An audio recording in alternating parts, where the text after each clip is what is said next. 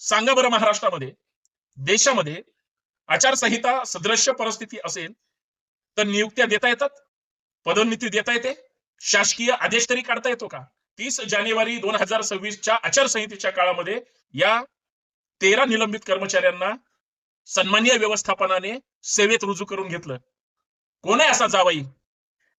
खासदारांचा जावई आहे का? कोण? का आमदारांचा जावई आहे? का सरकारचा जावई? असा कोण व्यक्ती आहे ज्याचं एवढं मोठं सेटिंग आहे?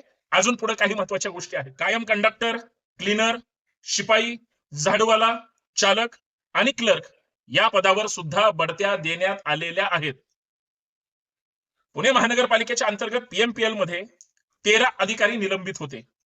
या 13 निलंबित अधिकाऱ्यांनी कामचुकारपणा केला, कामावर ज्या पद्धतीनं गैरवर्तन केलं, फसवणूक केली, वेळ काढूपणा केला किंवा नियमांचं उल्लंघन केलं, त्यांना निलंबित केलं गेलं होतं.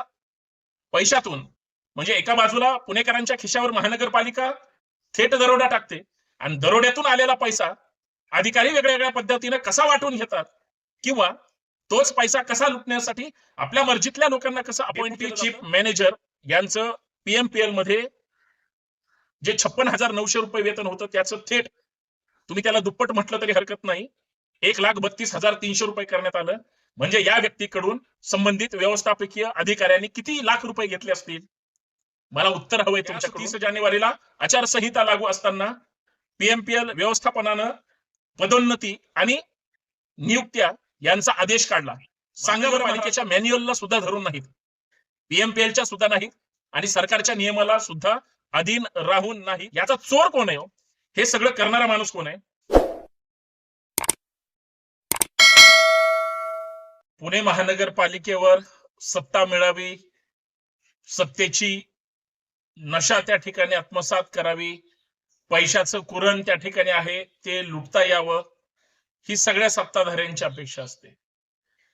पुणे महानगरपालिकेवर जसं सत्ताधाऱ्यांचं लक्ष आहे तसंच पीएमपीएल वर सुद्धा बऱ्याच पुढाऱ्यांचं, सत्ताधाऱ्यांचं, जावयांचं, पुतण्यांचं, सगळ्यांचं लक्ष आहे. खरं तर महानगरपालिकेच्या माध्यमातून वेगळ्या वेगळ्या पद्धतीनं मलिदा खाता यावा, मलई गोळा करता यावी आणि कामगारांच्या जीवावर, तिथल्या अधिकाऱ्यांच्या जीवावर जर एखाद्या पदाची बोलीच लागली तर ते सगळं आपल्या ताब्यात घेता यावं, या पद्धतीचा सगळे प्रयत्न करत असतात. पुणे महानगरपालिकेच्या अंतर्गत महापालिकेच्या आर्थिक सहकार्यातून पीएमपीएल चालते, पण पीएमपीएल चालते मात्र रस्त्यावर. कारण पुण्याच्या शहराला ना उपनगराला जोडणारी एक महत्वाची, खरं तर रक्तवाहिनी जरी म्हटलं, जलवाहिनी जरी म्हटलं किंवा एक महत्वाचा शहरातला दुवा म्हटलं तरी पीएमपीएलच्या बसेस हे खरं तर फार महत्वाचं साधन आहे. परंतु याच पीएमपीएल मध्ये काही तथाकथित व्यवस्थापकाने आचारसंहितेमध्येच ज्या पद्धतीनं महानगरपालिकेच्या तिजोरीवर तर दरोडा टाकलाच, परंतु एखाद्या पदावर नियुक्ती करत असताना शैक्षणिक पात्रता, वयोमर्यादा, कालमर्यादा, तो त्या पदावर बसण्यासाठी पात्र आहे की नाही, शैक्षणिक अर्हता, त्याच्या कार्याचा अनुभव, किती दिवस ज्या पदावर आहे तिथं काम केलंय, या सगळ्या गोष्टी बघणं फार महत्वाचं असतं. पण एका दिवसात जॉईनिंग, सकाळी जॉईनिंग झाली असेल तर संध्याकाळी लगेच प्रमोशन, आणि याच्यापेक्षा भयानक चमत्कार पीएमपीएलच्या सध्याच्या कारभार्याने लाखो हजारो, आता त्याला कोटी म्हणा, किती खाल्लेत हे चौकशी अंतीच त्या ठिकाणी पुणेकरांच्या किंवा महाराष्ट्राच्या समोर येईल. कारण या सगळ्या गोष्टीचा तपास करण्यासाठी पुणे महानगरपालिकेच्या आयुक्तांनी याच्यात विशेष लक्ष घालून चौकशी करणं अपेक्षित आहे. एक चौकशी अहवाल थेट राज्य सरकारला पाठवण्यात आलेला आहे. भ्रष्टाचार काय झाला, या सगळ्या बाबतीत आपल्याला चर्चा करायचे विषय गंभीर आहे. तरी या विषयाकडे तमाम पुणेकरांनी यासाठी लक्ष देणं गरजेचं आहे. तुमच्या पैशातून, म्हणजे एका बाजूला पुणेकरांच्या खिशावर महानगरपालिका थेट दरोडा टाकते आणि दरोड्यातून आलेला पैसा अधिकारी वेगळ्या वेगळ्या पद्धतीने कसा वाटून घेतात किंवा तोच पैसा कसा लुटण्यासाठी आपल्या मर्जीतल्या लोकांना कसं अपॉइंट केलं जातं, या सगळ्या मुद्द्यांवर चर्चा करायचे. संतोष शिंदे ऑफिशियल या आपल्या हक्काच्या युट्यूब चॅनलवर, या सामाजिक विचारपीठावर मी ऍडव्होकेट संतोष शिंदे आपल्या सर्वांचं स्वागत करतो. विनंती एवढीच आहे, व्हिडिओ शेवटपर्यंत पहा. पुणे महानगरपालिका, पीएमपीएल, संपूर्ण स्टाफ या सगळ्यांपर्यंत हा व्हिडिओ गेला पाहिजे. कारण नुसती मी चर्चाच करणार नाही, तर या विषयामध्ये शेवटच्या व्यक्तीवर जोपर्यंत गुन्हा दाखल होणार नाही, या सगळ्या प्रकरणाची बोगस नौकर भरतीची चौकशी होणार नाही आणि जे दोषी असतील त्यांच्यावर 100% कायदेशीर कारवाई जोपर्यंत होणार नाही, हा संतोष शिंदे शांत बसणार नाही. म्हणून हा व्हिडिओ शेवटपर्यंत पहा आणि नवीन असाल तर चॅनल सबस्क्राईब करा. वेगळ्या वेगळ्या विषयावर भूमिका मांडत असतो, सपोर्ट करा. बेल आयकॉन प्रेस करा, नोटिफिकेशन ऑल ठेवा. चॅनल सबस्क्राईब केल्यानंतर जॉईन बटन येतं. आपल्या या हक्काच्या चॅनलला थोडा सपोर्ट करा, जेणेकरून अजून मजबूत आपल्याला काही गोष्टी निर्माण करता येतील. मित्रांनो, पीएमपीएल पुणे महानगरपालिकेच्या वतीनं, पुणे महानगरपालिकेच्या या सगळ्या टीमच्या माध्यमातून ज्या पद्धतीचं काम चाललं पाहिजे ते काम खरंच व्यवस्थापकाकडून चालतं का, व्यवस्थापकांनी आपल्या मर्जीतल्या किती लोकांना कशा पद्धतीनं या सगळ्या रॅकेटमध्ये ओढलंय, त्या सगळ्या मुद्द्यांवर चर्चा करायची. म्हणून हा व्हिडिओ तुमच्यासाठी फार महत्वाचा आहे. सेव्ह करून ठेवा, कधीही पहा. 30 जानेवारी 2026 ची गोष्ट आहे, ज्या 30 जानेवारीला पुण्यात आणि खरं तर महानगरपालिका क्षेत्रात महाराष्ट्रामध्ये आचारसंहिता लागू होती. त्याच 30 जानेवारीला आचारसंहिता लागू असताना पीएमपीएल व्यवस्थापनानं पदोन्नती आणि नियुक्त्या यांचा आदेश काढला.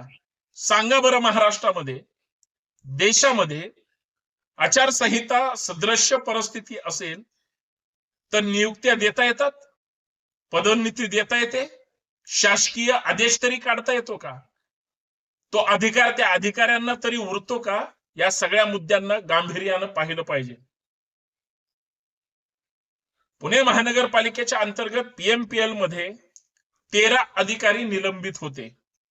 या 13 निलंबित अधिकाऱ्यांनी कामचुकारपणा केला, कामावर ज्या पद्धतीनं गैरवर्तन केलं, फसवणूक केली, वेळ काढूपणा केला किंवा नियमांचं उल्लंघन केलं, त्यांना निलंबित केलं गेलं होतं.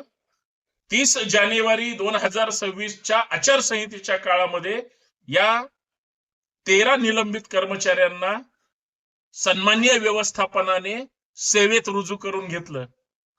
कोण आहे असा जावई? खासदारांचा जावई आहे का कोण? का आमदारांचा जावई आहे? का सरकारचा जावई? असा कोण व्यक्ती आहे ज्याचं एवढं मोठं सेटिंग आहे? अजून पुढे काही महत्वाच्या गोष्टी आहेत. सर्व्हिस स्टँड मॅनेजर या पदावर नव्याने नियुक्त्या करून सगळ्यांना बेसिक प्रत्येकी 35,000 रुपये बेसिक वेतन त्या ठिकाणी मंजूर करण्यात आलं. कसं काय इतका जाहीर भ्रष्टाचार? म्हणजे ज्या सर्व्हिस स्टँड मॅनेजरला 35,000 रुपये पगार नियुक्तीवर केलं, त्यांच्याकडून किती रुपये घेतले? एका नियुक्तीला कमीत कमी 5-10 लाख रुपये तर सहज घेतले असतील. टोटल काढा, मला कमेंट मध्ये सांगा की या गोष्टीला एवढे रुपये घेतले असतील. मी तुम्हाला शेवटी आकडा सांगतो, तुमचं डोकं काम करणार नाही.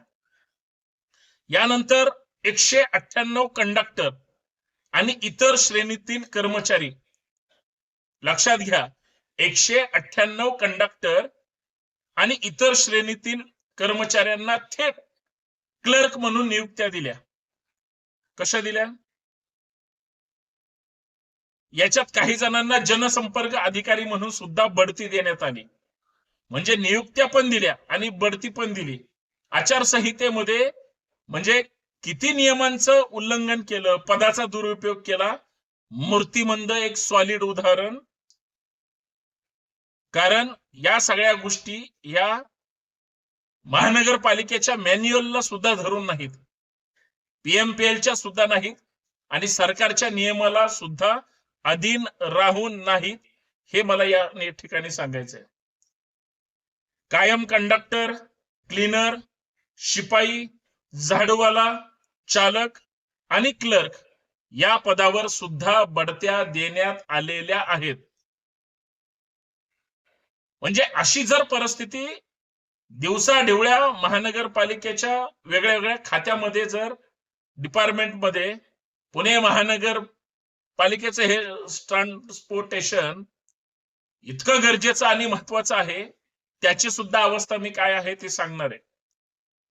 क्लीनर म्हणून ज्यांच्या नियुक्त्या करण्यात आल्या त्या 8 कर्मचाऱ्यांना सिनियर फोरम पदावर पदोन्नती देऊन बेसिक त्यांच्या जे काही वेतन होतं त्याच्यात 12,900 रुपयांची वाढ करण्यात आली. म्हणजे समजा एखाद्या क्लीनरला एक 20,000 रुपये अंदाजे पगार असेल असं गृहीत धरा, त्याला त्याच्या पगारामध्ये 12,900 रुपयांची करण्यात आली. म्हणजे पहिले 20 आणि हे 12,900, 32,900 त्याची पगार आली. हे मी अंदाजे सांगतो, त्याची पहिली कमी अधिक असू शकते, पण 12,900 रुपयाची वाढ याच्यामध्ये करण्यात आली. हा शुद्ध अधिकाऱ्यांनी केलेला आर्थिक लाभापोटीचा. जनसंपर्क अधिकारी म्हणून ज्यांना नेमलं होतं, बघा आयडिया कशी आहे. त्या जनसंपर्क अधिकाऱ्याचं जे काही वेतन होतं एका दिवसामध्ये नियुक्त्या केल्यानंतर त्याला 26,400 रुपये वरून 35,400 रुपये करण्यात आलं. 26 कुठं आणि 35,400 कुठं? आणि हा चमत्कार किती दिवसात घडलाय? वन डे कार्यक्रम 26 जानेवारी 2026 सॉरी 30 जानेवारी 2026 रोजी हा राष्ट्रीय कार्यक्रम झाला. याच्यानंतर बघा, मी एक कायद्याचा विद्यार्थी आहे. कायद्याची डिग्री असेल तरच तुम्हाला एखाद्या पदावर नियुक्त करता येतं. लॉच्या पदवीची खातरजमा न करता कामगार कल्याण आयुक्त म्हणजे अधिकारी पदावर त्या ठिकाणी बेधडक पद्धतीने नियुक्ती करण्यात आली. डेप्युटी चीफ मॅनेजर पदावर पदोन्नती देऊन बेसिक वेतन 56,900 रुपये होतं, त्याच्यावरून थेट 1,32,300 रुपये वेतन करण्यात आलं. डेप्युटी चीफ मॅनेजर यांचं पीएमपीएल मध्ये जे 56,900 रुपये वेतन होतं त्याचं थेट तुम्ही त्याला दुप्पट म्हटलं तरी हरकत नाही, 1,32,300 रुपये करण्यात आलं. म्हणजे या व्यक्तीकडून संबंधित व्यवस्थापकीय अधिकाऱ्यांनी किती लाख रुपये घेतले असतील? मला उत्तर हवंय तुमच्याकडून, कमेंट करून सांगा. याच्यानंतर संगणक प्रोग्रामर नावाचा पदाचा एक भाग आहे. त्याच्यामध्ये कंडक्टर प्रवर्गातून कर्मचाऱ्यांची नियुक्ती त्या ठिकाणी केली होती. म्हणजे एखादा पुणेकर बसची वाट पाहतोय, पीएमपीएलची वाट पाहतोय आणि इकडे पीएमपीएल स्वतःचीच वाट लावून घेत आहे. अशी जर एखादी परिस्थिती आपल्या नजरेसमोर आली तर ते वेगळं वाटायला नको, ही गोष्ट समजून घ्या. पुणेकराच्या खिशातून पैसा दिला जातो, घेतला जातो आणि इकडे मात्र या अधिकारी कर्मचाऱ्यांच्या घशात घातला जातो. हा शुद्ध हलकटपणा आहे, हे सुद्धा या ठिकाणी समजून घेतलं पाहिजे. पुणे महानगरपालिकेचे आयुक्त कर्तव्यदक्ष अधिकारी नवल किशोर रामसाहेब असतील किंवा पीएमआरडीए चे आयुक्त योगेश म्हस्के साहेब असतील, यांनी या सगळ्या प्रकरणाकडे गांभीर्यानं खरं तर लक्ष देणं गरजेचं आहे. आणि सगळ्यात महत्वाचं, याचा चोर कोण आहे, हे सगळं करणारा माणूस कोण आहे. कारण अतिरिक्त आयुक्त पृथ्वीराज बीपी यांच्याकडे सगळ्या संबंधित कागदपत्र मागून या सगळ्या कागदपत्रांवर योग्य तपास करून जे काही गैरप्रकार झालेला आहे त्यांच्यावर कायदेशीर कारवाई झाली पाहिजे. म्हणून पुण्याच्या सगळ्या कारभाऱ्यांना, पुढाऱ्यांना खास करून, मग सन्माननीय खासदार साहेब असतील, अर्थात ते केंद्रीय मंत्री आहेत, मग आमदार असतील, लोकप्रतिनिधी असतील, पुण्यामध्ये राज्याच्या मंत्री महोदय असतील, हे सगळी मंडळी या सगळ्या गोष्टीकडे गांभीर्यानं पाहिलं पाहिजे. कारण बारकाईनं जर विचार केला, 400-500 बसमध्ये 200 बस जर बंद असतील, काही बस रस्त्यावर फिरतच नसतील आणि वसुली मात्र सगळीकडून केली जात असेल आणि लाखो करोडोंचा भ्रष्टाचार 30 जानेवारी 2026च्या खर तर या काळात अजून एक महत्वाची दुर्घटना घडली होती, त्याचा शासकीय दुखवटा सुद्धा होता. म्हणजे एका बाजूला आचारसंहिता होती, दुसऱ्या बाजूला शासकीय दुखवटा होता आणि भ्रष्टाचाराचे हे सगळे कारनामे जर महानगरपालिकेच्या हद्दीमध्ये सुरू असतील, या सगळ्या प्रकरणाची चौकशी झाली पाहिजे आणि दोषीवर कारवाई झाली पाहिजे, अशी या माध्यमातून एक संभाजी ब्रिगेडचा प्रवक्ता म्हणून सुद्धा याची चौकशी लावणार आहे आणि मुळाशी जाऊन या सगळ्या प्रकरणाचा योग्य पद्धतीने तपास करून भांडाफोड केल्याशिवाय संतोष शिंदे राहणार नाही, एवढंच सांगतो. जे अधिकारी कर्तव्यदक्ष आणि त्या पदाची गरिमा राखून पुणेकरांची सेवा करणारे असतील त्यांनी ही गोष्ट लक्षात घ्यावी, भ्रष्टाचारांना पाठीशी घालू नये आणि ज्यांनी कोणी केला असेल त्यांच्यावर कायदेशीर कडक कारवाई झाली पाहिजे, इतकी शुद्ध मागणी आहे. एवढंच या ठिकाणी सांगतो. धन्यवाद. जय जिजाऊ, जय शिवराय, जय महाराष्ट्र.